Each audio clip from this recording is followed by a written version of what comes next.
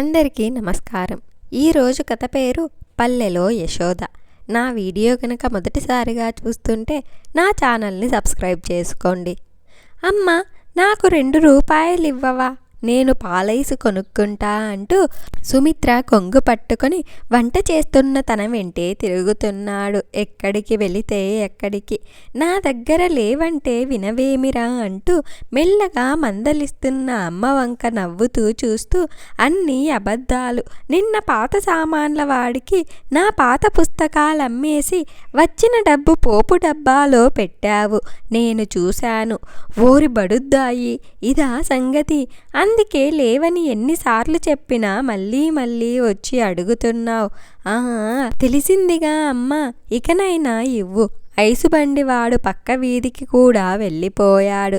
నువ్వింకా ఆలస్యం చేస్తే పక్క ఊరికి కూడా వెళ్ళిపోతాడమ్మా అంటూ సుమిత్ర కొంగు వెనుకే తిరుగుతూ గోల పెడుతున్నాడు బంటి. ఏమిటే వాడి గోల అంటూ జపమాల పట్టుకుని వరండాలో నుంచి కేకేసింది అత్తగారు. ఏమీ లేదత్తమ్మా అంటూనే బంటి ముందు మోకాళ్ళపై కూర్చుని, సరే నేనిస్తాను, కానీ నేను చెప్పిన మాట వింటా అంటేనే. సరే సరే అని ఆత్రంగా ఎక్కడ బండివాడు వెళ్ళిపోతాడో అని ఆలోచిస్తూ ఉన్న చోటే కాళ్ళు ఆగడం లేదు బంటికి. కొనుక్కొని వచ్చాక వింటానమ్మా అంటూ తొందర పెడుతున్నాడు. బంటి 2 చేతులని పట్టుకుని, నువ్వందరితో ఆడుకుంటా అని వెళ్ళి వాళ్ళని కొట్టి వస్తున్నావు. అందరూ వచ్చి నాతో చెప్తున్నారు. అలా చెయ్యొచ్చా? బంటిగాడు చెడ్డోడంటున్నారంతా. నువ్వు చెడ్డవాడివి కాదన్నట్లు బంటి తలూపాడు. కాదు కదా, అయితే నా మాట విని ఇంకెప్పుడు ఇలా చెయ్యనని మాట ఇవ్వు. తన చెయ్యి చాచింది సుమిత్ర. సరే అంటూ చెయ్యి వేశాడు బంటి. చిరునవ్వుతో తన చేతిని పైకి మార్చి తన చేతిలో 2 రూపాయలు పెట్టింది. బంటి ఆ బిళ్ళ చూసి ఏయ్ అంటూ పరుగు తీశాడు. జాగ్రత్త అని పిలిచే మాట వినకుండా. వీడు మారడని మనసులో అనుకుంటూ సుమిత్ర మళ్ళీ వంటగదిలో మునిగిపోయింది. నాగమ్మ సీరియల్ వస్తోంది కదే, ఎక్కడున్నా నాగమ్మ అనే ఆ గొంతు వినగానే పరుగొత్తుకొచ్చేవాడు. ఇంకా రావటం లేదంటూ టీవీ చూస్తూ జొన్న రొట్టెలు తింటున్న అత్తగారంటుంటే ఇంకా గుబులు మొదలయ్యింది సుమిత్రకి. వాడికి ఆ సీరియల్ అంటే చాలా ఇష్టం. భయపడుతూనే చేతులు 2 కళ్ళ ముందు పెట్టుకొని వెళ్ళ సందుల్లోంచి చూస్తూ నన్ను గట్టిగా వాటేసుకొని మరీ చూస్తాడు. ఇంతసేపైనా రావటం లేదు. ఎక్కడ ఏ ఇసుక దిబ్బల్లో ఆడుకుంటున్నాడో. అత్తయ్య, నేను కాస్త వీధి వరకు వెళ్ళి చూస్తా ఎక్కడున్నాడో. సరే అమ్మా, చూసిరా, ఏమైనా తక్కువైతే నేను వడ్డించుకుంటాలే.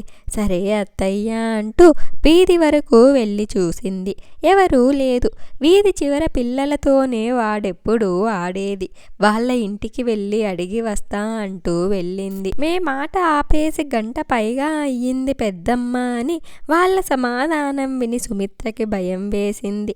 ఇంతసేపు అయ్యిందంటే ఏమయ్యింది కావచ్చు అంటూ ఇంటి వైపు అడుగులు గబగబా వేసింది భర్తతో చెప్పాలని. తన పరుగులాంటి నడక చూసి సైకిల్ మీద వెళ్తున్న బాబాయ్ ఏమైందమ్మా అని అడిగాడు. బంటిగాడింటికి రాక చాలా సేపు అయ్యింది బాబాయ్. వాడి కోసం ఎంత వెతికినా దొరకలేదు. నీకేమైనా కనిపించాడా బాబాయ్? అయ్యో తల్లి, బంటి కాంతమ్మ పొలం గట్టు దగ్గర పైపు నీళ్ళ దగ్గర మీ చిన్న లేగ దూడని కడుగుతున్నాడు తల్లి. ఇక్కడేం చేస్తున్నావురా? ఇంట్లో తెలుసా అంటే తెలుసు తాత అన్నాడు. అందుకే వచ్చేశా. ఈ సమయంలో అక్కడ ఏం చేస్తున్నాడు బడవ? ఎవ్వరూ ఉండరు. చీకటిలో ఏదైనా చూసి భయపడితే నేను వెళ్తా బాబాయ్ అంటూ వెళ్ళిపోయింది సుమిత్ర. వెన్నెల కాంతికి వాడు లేగ దూడని కడుగుతూ కనిపించాడు. దొరికాడు బడవ. వీడికి 4 తగిలిస్తే కాని బుద్ధి రాదు అంటూ వెళ్ళగానే వాడి భుజం పట్టుకొని లాగి వీపులో 2 దెబ్బలు వేసింది సుమిత్ర. ఎక్కడ పోయావురా? నీకని ఊరంతా వెతుకుతున్నా. నీకేమయ్యిందో అని నేనెంత గాబరా పడ్డానో నీకేం తెలుసు? పద ఇంటికని లాగబోయింది. ఏడుస్తున్న బంటిగాడు ఏడుస్తూనే, ఆగమ్మ, మన లక్ష్మీ అమ్మ, మన లక్ష్మీ ఇంట్లోనే ఉందిరా, దొడ్లో ఇది ఎవరిదో, దాని మెడలో గంట లేదు. లేదమ్మా, ఇది మనదే తాడు. తెంపుకొని పొలాల్లోకి పరుగు తీసింది. ఆడుకుంటూ ఉండగా దాన్ని చూసి ఇంటికి పట్టుకొనొద్దామనుకున్నా, కానీ ఇది తప్పించుకొని వెళ్ళి ముళ్ళ కంచెలో పడింది. దాని గంట పొదకి చిక్కుకుంది, అందుకే తీసేశా. అందులో నడవటం నాకు రాక అక్కడే బురదలో పడింది, అందుకే కడుగుతున్నా. మళ్ళీ బామ్మ చూస్తే దాన్ని కాళ్ళ మీద నుంచి తన చేతి కర్రతో కొడుతుందమ్మా అంటూ దాన్ని అమాంతం వాటేసుకున్నాడు. ఛీ, విచక్షణ కోల్పోయి వాడిని కొట్టేశా. వాడు అల్లరి వాడని ఆలోచించా, కానీ వాడిలో ఇంత పరిపక్వత, ఇంత దయాగుణం ఉందని ఊహించలేకపోయా అని మనసులో బాధపడుతూ, అవును బంటి, మరి ముళ్ళు నుంచి నువ్వెలా బయటికి తీసావురా? నీకు ముళ్ళు కుచ్చుకోలేదా? నువ్వు కొట్టనంటే చెప్తా, కొట్టను తండ్రి అంటూ వాడి జుట్టు సరిచేస్తూ అంది సుమిత్ర. తన చిట్టి చేతులు చూపించాడు.